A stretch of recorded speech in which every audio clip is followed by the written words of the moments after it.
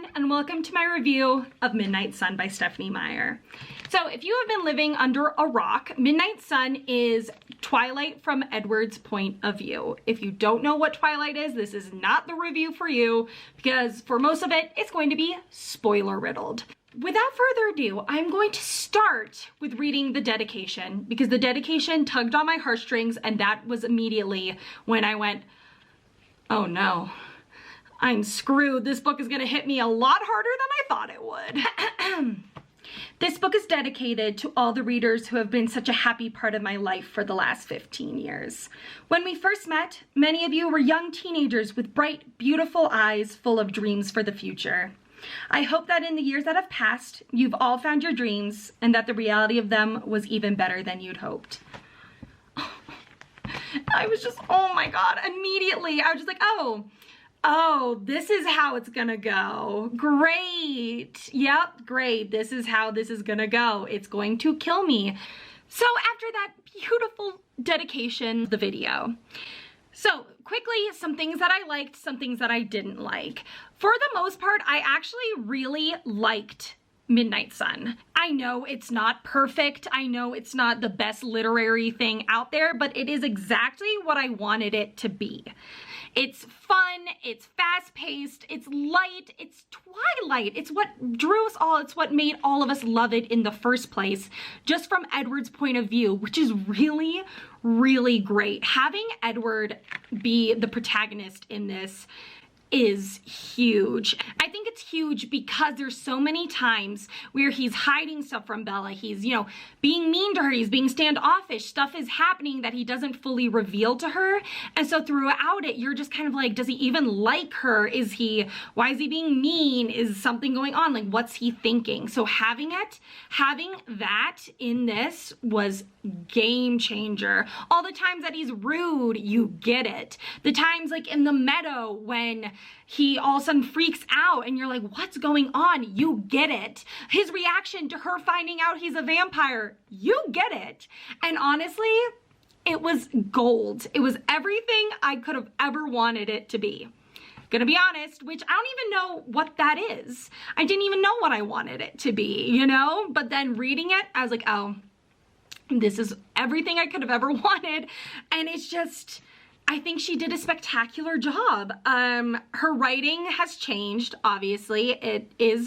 She is older, even though there's only been one book by her in between the Twilight Saga and this. But what I think might have happened, and I'm going to stand by this, is that it's because in Twilight, you're reading a 16 to 19-year-old girl's point of view. That's how old she is throughout this series. And so, you know, it reads like a 16 through 19-year-old girl. Like, okay, that makes sense. While this is so much more mature because you're reading from a 100-something-year-old guy's point of view. And I'm like, wow. Genius. And I'm sure that's not it, but you know what? That's what I'm going to believe it is. That's what I'm going to stick to, that is why this has such different writing. That's why, because she purposely changed it because he's 100-something years old while Bella was 16 through 19. Another thing that I think Stephenie Meyer did fantastically is Edward's character development. Now, I usually really have a hard time with character development in immortal characters who have been immortal for a long time, because I'm like, why haven't you had this character development already? Why is this just happening? Because they're old, you know, they've been around for so long. This should have happened back when they really were 17, but it made sense. It's like at the beginning, he sounds so mechanical, so he feels like a robot. He feels like this monster who doesn't really connect with humans. But then as he falls for Bella, as he gets closer to her, he starts to sound more human. And honestly, I think it's amazing. And it's done so well. It's so subtle. It's like, wow. Okay, I didn't realize it till like halfway through. I was like, oh, he stopped calling Bella the girl. and he started to call her Bella in his mind. And he just has this huge disconnect between him and humans until he starts like interacting with her and like spending time with humans outside of like school. And he realizes that he's more humane than he thought. And I think his thoughts really reflect this very well, where his thought process does change and he starts seeing at humans as more than just unfortunate necessity to life. And I thought it was really, really well done. Another thing that I really liked was his family. You know, you definitely got more of an inside look on how his family reacted to Bella finding out. Because I think, you know, you could guess how they all reacted, but I didn't quite understand just how vividly they'd react until I read this and you really got an inside look into his family. And now just a couple things that I didn't love. One was how many times Edward referenced the friggin' pomegranate. Once, it was nice. I was like, ah, yes, Hades and Persephone. We love that metaphor. We love how it connects to the pomegranate on the cover. But then she proceeds to mention it 3 more times, so obviously as well. And it's just like, okay, you're kind of beating a dead horse here. Let's like, the first time, great. The next 3 times, totally unnecessary. Didn't love it. And then another thing that I didn't love was how in the book, his siblings and parents rarely talk to him. They think at him. And I'm like, why? You know, especially at school, all of a sudden they'll be like, oh, act naturally, the humans are looking. And it's like, well, then talk to him. Stop thinking at him. If you want to look natural and normal, then talk. It's so weird because they'll just think at him and then Edward will respond, talking. And it's like, that's so weird. Like, why? Why don't you just physically open your mouth and talk to him? Just so strange. Anyways, that's more of my overall thoughts and like key things that stuck out to me. Now we're gonna go more spoiler, but if you wanna know my star rating, it's a 5 out of 5 stars. And no, I don't think it's amazing. I don't think it's the best thing ever written, but it's exactly what I wanted from it. It made me happy. It gave me such a great insight into Edward as a character. It made me smile, it made me laugh, it made me feel 10 again, and honestly, it was just great. And so for what I expected of it, what I wanted from it, and what it delivered, I'm giving it 5 out of 5 stars because it's exactly what I wanted it to be. But now into a more spoilery review, let's get into the details. So I did kind of already touch on what I didn't like about it because I didn't think it was very spoilery. I did love that there was a little bit of symbolism, but I just hated how they just beat it over your head. Like Stephenie Meyer was like, she kept being like, and Edward thought about how he was Hades and he was luring Bella into the underworld. And I was like, okay, we get it. Like, we get it. You can move on. The first time was great. Every time after was so unnecessary. Another thing that I really loved is just, and this seems like it would definitely be obvious, but it's to just get his point of view in pivotal scenes. I loved it. This was especially clear in after he saved Bella from the van because you get his family and how furious Rosalie and Jasper are with him. Jasper's ready to go kill her. He's literally like, yep, I'm gonna go kill her. Bye. Like, I'm going right now. And Edward was literally about to throw hands. He was like, you're not gonna kill her. Like, it's not her fault. And I don't know why he never brought up that it's like, and what would have happened if her blood splattered across the whole friggin' parking lot? Like, he's like, I would have gone full out, revealed myself to the whole school and drunk all of her blood. Like, it's better if he had just sort of revealed herself to Bella. And he was able to talk it away as saying that she had a concussion. Like, she didn't see the right stuff. She didn't realize he was right next to her. And then she whacked her head. You know? So it's like, why is Jasper so annoyed with him over that? It's like, but would you have rather he let her die and then revealed them to the whole school? No. Rosalie, I did love how much more of an insight we got kind of into Rosalie's character and how she's just so jealous over Bella's mortality, and that's why she hates her so much. Yes, we did get that. Like, that's a big reason. Like, Rosalie's like, I just don't like that you're willing to give up your mortality. But I think it was just so much more apparent in this because we got to see her actual thoughts on the matter, and I did really, really like that. But Edward just, I don't know, in that scene, I think it was a great way to show like the family dynamics, how the family reacts to everything, and their kind of what they thought of Bella before actually meeting her and before she actually became kind of part of the family. Another scene is the Port Angeles scene. I think the whole thing was done super, super well. We got to see like Edward's tracking abilities, which would kind of be a nice foreshadowing for New Moon if she ever did New Moon from his point of view, because the whole time he's trying to track Victoria and he sucks at it. Well, he's not too great at tracking Bella in this one either. You know, he almost lets her get taken down by these humans till he finally finds them and is like, oh no. But I just thought that was very funny how he just tried all these different things. He totally like zoned out. He's like, oh, okay, she's fine. She's with Jessica and Angela. And all of a sudden he clues back in. She's completely disappeared. It's like, how long were you gone, dude? And he was just like, ah. But the panic was just very funny. And he just freaked out. He drove all around Port Angeles. He was not good at it. And then finally he found her, saved her, swoon. And it was just gold. I loved it. And I just loved how he was just so ready to go kill all of them. He was like, I'm gonna kill him.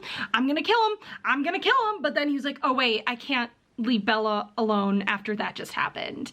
And that was just very cute because, you know, he sacrificed killing some men for her and then went back and killed them later. And then him finding out that she figured out the truth was a really great scene. He literally says like, oh, let's see if I can find it because I think it's a great line. Oh, it's exactly on page 200, which I love. It was, I don't know, I loved how his panic worked out, but I'm gonna read you the section because why not? Disclaimer, I do not know how to pronounce the Native American tribe. I'm so sorry, but I'm just going off of what I remember from the movies and it might not even be right. His dad was one of the Quillite elders, she said. Jacob Black. Ephraim Black, a descendant no doubt. It was as bad as it could get. She knew the truth. And I don't know why, but I just loved it. I was like, oh yeah, that's right. She knows the truth. What you gonna do? How are you gonna react? Which like, I knew how he was gonna react, but he just like literally, he never expected her to figure out the truth. He was like, no, he's like, oh yeah, it's gonna be radioactive spiders again. It's gonna be something else. And then he was like, oh no, it's the truth. She figured it out. She literally figured it out. And I just enjoyed it so much. And he just keeps like panicking. Literally, he seems so cool and collected, but he keeps being like, shoot, shoot, shoot, shoot, shoot, shoot, shoot, shoot, shoot, shoot, shoot, shoot, shoot, you know, like over and over, just being like, what do I say? What do I say? How's she gonna react? What's gonna happen? Oh God, what's she gonna do? What's happening? Oh no. And I think it's so just, I think that's so realistic. I feel like his reaction was really, really realistic. Another scene that I loved from his point of view was the Meadow. I thought it was so great. You know, that just, everyone loves that scene. It's an iconic scene. It's the Meadow. It's their first kiss. It's everything. And I just absolutely loved it. I just thought it was so great. I think that their reactions, his just thought process this whole time, he kept expecting her to just like hate him. He was like, she's gonna think I'm a monster after this. She's gonna hate me. And then he's like, you like it? You think it's pretty? Like what? And then he has this whole freak out, you know, but then he just, even when he's freaking out, he's still just totally thinking of her. Like they get super close when she's tracing his hand basically, and he rips his hand from her because he thinks he just like almost loses control. But before he thinks of anything, he thinks, oh God, her hands. Because he just wasn't careful enough ripping them out. He was scared that he had like really hurt her, but he hadn't. And it's like, his immediate thought is always of Bella, and I'm here for it. And the decision that he makes when they're running, he like so consciously makes the decision. He's like, no, I'm above this. I will never hurt her. And it's just such a great moment where he actively plays a role in his fate, in his decision. And I think it's just a great, great scene. Then the last scene I'm going to talk about is when Bella is in the hospital at the end. I think that that's also a great scene from his point of view because he's just, you know, she's out for most of it. You don't see him meet her mom. You don't see the doctors. You don't see all this stuff. And I think it was just a really great moment. And I think that the whole time that he's in the hospital's great. Renee's reaction is very funny. I really enjoy that. And also the whole chase scene of Edward trying to find, and this is a sequence of scenes, it's not just one scene, but Edward trying to get to Phoenix, find James. I mean, there was a whole ass car chase. A whole car chase. I couldn't believe it. I was like, a full car chase? Like, what? I mean, it's not really a car chase, but it's like Edward driving while looking into Alice's thoughts while she's looking into the future to try and get to where Bella is after she runs away from Alice and Jasper. And I thought that whole sequence was so well done. And then after, when they're like, oh yeah, Bella fell through a window, Alice goes and like jumps through a window. She's just like, yeet! And she just leaps through and breaks a whole ass window. And I thought that was really great. And I don't know, the whole plotting, the whole decision and everything was just a lot of fun, I thought. The next thing that I really liked were the visions. I think Alice and her visions were just super great. I think it was really interesting to see them like Edward does, because it's different hearing about them like Bella does, about how Alice sees her as a vampire or dead, and you just get such a deeper inside look into them and how close Edward came to actually killing her. Like, they talked about odds, they talked about percentages, and it kept getting better as he got to know Bella more and as he fell in love with her more, until that decision in the meadow where he was like, no, I'm above this, I can be above this, like the whole mind over matter thing. And he literally thinks, he's like, I bet if Alice checked now, she'd be smiling, because it would have been 100%. And I think that was just so interesting, because of course in Twilight he kind of sugarcoats it. He says that he, you know, thought about killing her, but I don't think we ever really realized just how close he came and how it was very probable that he would have killed her. And I just thought that was really interesting. I loved Alice's visions and how she realized that her and Bella were gonna become best friends. I thought that was really great, and I just think that she did a great job with the visions. And now what I kind of already touched on this, but I really liked Edward's point of view in the second half. So I mean, by second half, I mean basically last 250 pages, the baseball scene onwards. Because I don't know, in Twilight, the second part was always my least favorite part. So after they kiss, after they become a couple, it kind of went downhill for me because there wasn't as much angst and pining. And I thought that was like the most fun part. And so, you know, the second half, I wasn't a huge fan of her being stupid and leaving Alice and Jasper and going after James herself and everything. But this, I liked it a lot. And I think it's because of the car chasing and the planning and everything that they do that we just never saw at all, because we were following Bella. And then another thing that I really loved were the scenes that Stephenie Meyer had in Midnight Sun that weren't in Twilight. And what I mean is not like we follow Edward instead of Bella during the same exact amount of time. I mean, you know, there's time jumps. It's like a few weeks go by, a few months go by. And so Stephenie Meyer decides specific scenes to put in Twilight, but she chooses different scenes to put in Midnight Sun. And I also really liked those. Like, I remember in Twilight, Bella's like, yep, the next couple days he quizzes me about like what I do, but she never goes into details. And in here, he does, you know, he talks about every single question basically, and you get that inside look. Sorry, camera cut off, talking too long.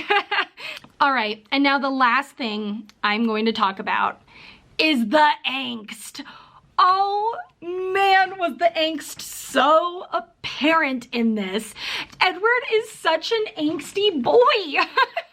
He's literally all the time just thinking about how much he wants to touch her, and not even sexually. He wants to caress her face. He wants to hold her hand, but he doesn't think he can, and it's just so angsty. He's so in love with her, and it's just so cute and so funny. He just keeps having these moral dilemmas, and it literally feels like he's like a teenage hormonal boy. He literally sometimes like, God, I feel like I'm 13. And it's like, little bit, bud. But I just think it's so funny because he's a 100-year-old vampire. Like, he should have his crap together more than he does. And I just think it's so funny and so endearing. I just think it's just so cute. There's so many times where he just overthinks so hardcore about things. About like, oh my God, but what if she think that's weird? And he's so scared of touching her because he's scared that she'll like flinch from his cold skin. And I think that's really just soft. What a soft boy. And like, yes, the first time she does, but that's because it was unexpected. But then from then on, he's like so scared to do it until like she actively like touches him first. And then he's like, oh, will she not flinch from me? And then he does tiny things like strokes from here to here or pushes her hair behind her ear, and you're just like, yes. Yes, give me it. Because even though it's not that slow burn, like it's like 400 pages in, oh, I'm sorry, 200 pages in when she says that she knows what he is, and then he starts like touching her face, but it still feels so slow burn because they don't touch at all, and you're just like, and he thinks about it all the time, and it's just delicious. I honestly think it's delicious. I'm just like, yes, give me that. Give me all of it. It's so good. I just think all the times he overthinks and just thinks and thinks and just pictures what he would do from every single angle and scenario, you're just like, oh my God, just touch her already, just kiss her already, just do something already besides going and like watching her sleep. And it's just, oh man, the longing is real. And so when they finally just touch when she reaches across, when does she touch him? I think in the restaurant, when she reaches across and lightly puts her fingers on his, is like, yes, was literally all I could keep thinking, was just like, yes. If you watch my reading vlog, which I will leave linked down below, you will see how much I freak out just because of the angst and the longing. Oh, it's delicious. It's delicious. If you wanted Twilight, but the longing and angst is like 10 times worse, pick this up, because wow, is it? Like, it's just, because Bella's simply thinking like, you know, she's just thinking like, oh, I can't touch him because he doesn't like me. He's like, no, I can't touch her because I'll kill her, because I'll break her face, because all these different things could happen, until finally he's like, no, I'm strong enough for this. I can touch her face without breaking her. And it's just wonderful. And I just think it's so good. And honestly, I suggest it. I think you should read Twilight first, because honestly, Bella is a bit more annoying in this. Like, actually, I do think that it would be better for you to read Twilight, get invested in Bella, and then read this. Okay, hi everyone. I know I look different, my hair basically, but that's because I had to cut it short yesterday and it's the next day, but I thought I would just quickly wrap up my thoughts and wrap up this video. But the longing, the angst of Midnight Sun was phenomenal, so well done. I think getting Edward's point of view was just so great. So it gave me all of the things that I never realized that I wanted from Twilight, and I think it was just done really well. And I suggest it. I think if you've read Twilight, I think it's a fun addition. Is it great? No. Is it the best thing I've ever read? No. But it was exactly what I wanted it to be, and that was something that was fun, fast-paced, gave us an insight on the love interest of a book that definitely shaped who I am as a reader, and I know shaped a lot of people as readers. And I think it just was a great addition to the Twilight saga, and I really do hope that she publishes the rest of the books in his point of view, especially New Moon, since he's not in like 3/4 of it. All right, everyone, thank you so much for watching, and I'll see you soon with another video. Bye.